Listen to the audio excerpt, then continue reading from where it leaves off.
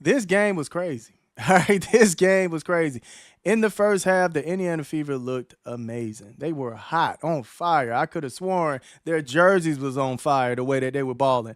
Yo, when I say they were shooting the lights out, let's give it up for Lexie. In that first quarter, it was Lexie's game. Can I get a whole yeah? That's what was going on in that first quarter, fam. And she was just completely. Lexie Hull absolutely lit up the court in a way no one saw coming.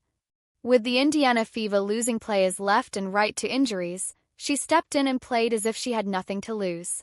The result? A career night that has Fever fans buzzing, while critics are left wondering, how long can this team keep pushing through disaster? Set at 164.5 as Lexie Hull dials up a three. Before we dive in, let me ask you this. Was Hull's performance just a fluke, or is this the beginning of her turning into a real force for Indiana? Drop your thoughts in the comments because this one is worth debating. Now let's set the stage.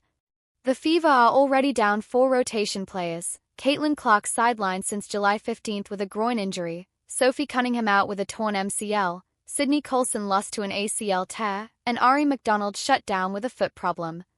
That's brutal enough. But against Minnesota, disaster struck again.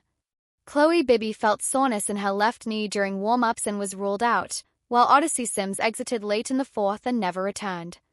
Add it all up and that's 6 players sidelined, 6 on a roster already struggling for balance. Catastrophic. But we're right there. So I think we can head into Sunday's game with a little bit of confidence on we can compete against anybody. And yet, right in the middle of all that chaos, Lexie Hull stepped up and delivered the game of her life. She never looked rattled by the injuries around her, nor by the weight of filling roles far beyond her usual. Instead, she carried herself like a player who knew this was her moment. From the opening tip, she moved with purpose. Her first few shots fell clean, her cuts were sharp, and she looked like she was hunting opportunities rather than waiting for them to fall into her lap. That shift in mindset proved to be the difference. The defense was there. The hustle was there. I liked everything about what was going on in the first quarter. They were just outplaying the Lynx. They looked really good, right?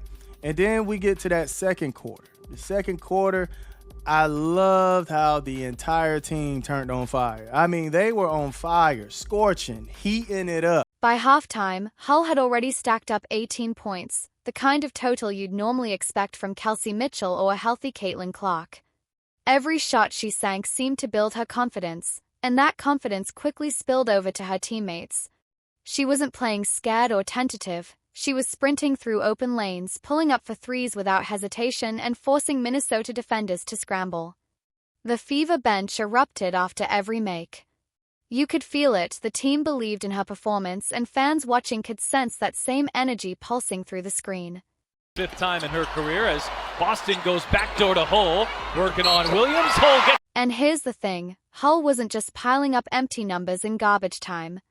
Her scoring came in the natural flow of the game, while Indiana was still battling Minnesota possession for possession. She dropped points when they mattered most, when the game was still hanging in the balance. That's what made her night so impressive. It wasn't luck. It wasn't stat padding. It was real production, in real minutes, under real pressure. If we're being honest, this is the kind of performance that makes you question why Hull has so often been pushed to the back burner this season. Stephanie White has leaned heavily on Cunningham, Mitchell, and Clark whenever they've been available, leaving Hull in more of a supporting role. But here, stripped roster and all, Hull proves she can do far more than just spot up in the corner or bring hustle minutes. She showed she can be a focal point even against one of the deepest teams in the league. Post-game, her words said it all. When asked about her mindset, Hull admitted she knew the team needed someone to shoulder more responsibility. We're missing people, so everyone's got to do a little bit extra, be a little more aggressive offensively. That was my mindset going in. That's not just a player filling minutes. That's a player recognizing the moment and leaning into it. Stephanie White noticed, too, praising Hull for her aggression, her willingness to hunt shots, and for refusing to just stand around waiting to be fed the ball. That's been the knock on Hull in the past, that she can fade into the background when others dominate the touches. But on this night, she flipped that narrative. She was the one setting the tone, forcing defenders to respect her and creating space for others simply by demanding attention herself. And let's not downplay the numbers. Hull finished with 23 points on 9 of 16 shooting, including 4 of 7 from deep, all while logging nearly 37 minutes. That's not just efficient, that's carrying a heavy load and still delivering at a high clip. Most importantly, she looked comfortable doing it. There was no deer in the headlights energy, no sign she was overwhelmed by the responsibility. Instead, she looked like she'd been waiting for this exact moment. Unbelievable third quarter from Stephanie White. Coming out once again, I will never back off of this. If you come out flat in the third quarter, if you give up leads in the third quarter, I'm going to question you as a coach. Because what is it are you doing at halftime? It's clear. What happens is the team that's down goes in, they make adjustments at halftime. They come back out. They apply those adjustments. The coach that is winning the game needs to be prepared to be able to make an adjustment to their adjustment, because the adjustment is coming. No, Stephanie White, no, I don't do that. That's above my pay grade. But here's where things get frustrating. As brilliant as Hull's night was, it wasn't enough to cover the massive holes left by 6 missing players. And that's where the conversation shifts, from celebrating her individual performance to questioning the Fever as a whole. Injuries have shredded this roster. Every game feels like a patch job, with hardship sceners like Shea Petty being thrown into the fire just to keep the team afloat. To her credit, Petty gave them 10 points on 3 of 4 from deep in her debut. But expecting her to seamlessly run the offense when she barely had time to learn the playbook? That's unrealistic, and it showed. Plays that used to flow with Caitlin Clark initiating now stalled out. Aaliyah Boston fought for position inside, but passes came late or at bad angles. Possessions broke down into rushed jumpers or turnovers. By the third quarter, fatigue set in, rotations lagged, and Minnesota pounced, outscoring Indiana 32-7 in that frame alone and flipping the game completely. The truth is, this isn't new. The Fever have shown the same pattern all season: strong first halves, followed by third-quarter collapses when opponents adjust and Indiana doesn't. Fans have pointed fingers at Stephanie White for the lack of in-game adjustments, and this was no different. Minnesota spread the floor, attacked with straight-line drives, and dominated the offensive glass. The Fever, meanwhile, stubbornly stuck with coverage that weren't working. That's coaching rigidity, plain and simple, and while we're on Boston, her night was a mixed bag. Stat-wise, she gave them 15 points and 6 boards. But for long stretches, she looked passive, drifting to the three-point line instead of planting herself in the paint. Critics were quick to call her out, saying she disappeared until the fourth quarter, when she finally woke up with 8 points in a short burst. By then, it was too late. She can't vanish for 3 quarters and suddenly expect to save the day, not with Clark and Cunningham sidelined, not with half the roster stitched together on hardship deals. Kelsey Mitchell did her part: 27 points, 5 assists, steady leadership. She was the one forcing Minnesota to respect her shot.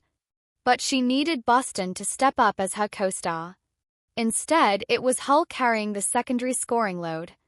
Great for Hull's confidence, yes, but it only highlighted the imbalance on this roster. Then there's Natasha Howard, who had a night to forget.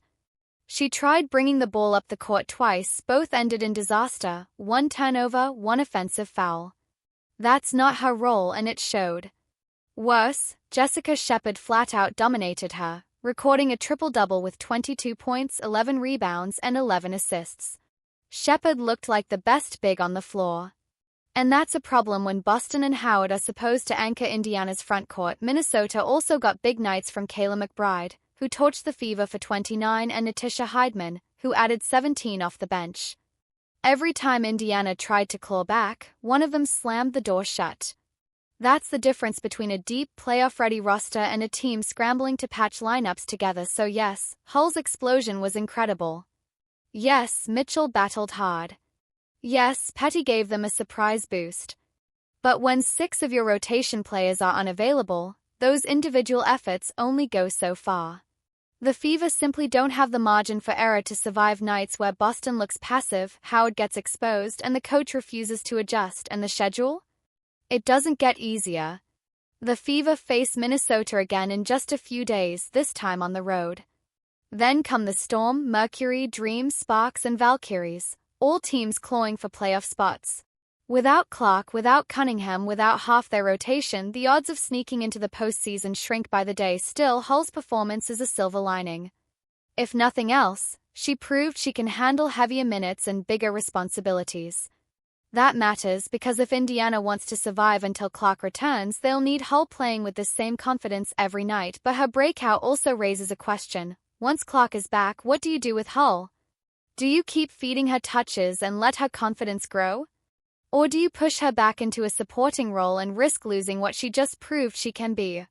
That's a decision Stephanie White will have to wrestle with. Meanwhile, Mitchell deserves her flowers.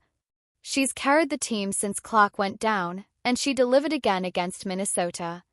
Her 27 weren't easy. Every bucket came against a defense geared to stop her. Without Mitchell and Hull, this game would have been over by halftime, but let's not sugarcoat it, the defense is a disaster. The Fever gave up 95 points, and it could have been worse if McBride hadn't missed a couple of open looks in the fourth. White was hired for her defensive principles, but her schemes simply aren't holding up. If Indiana sneaks into the playoffs, it won't be because of defense, it'll be because of shot-making and Clark's return. The reality is this roster feels cursed. Cunningham out. Colson out. McDonald out. Clark out. Now Sims and Bibby too. 6 players gone. No team survives that without cracks showing, and Indiana's are now impossible to ignore. Even nights as bright as Hull's career performance are being overshadowed by the avalanche of injuries and the familiar third-quarter collapses. Indiana showed flashes, but flashes don't win playoff races. If you want more breakdowns like this, hit the like button, subscribe, and let me know your thoughts in the comments.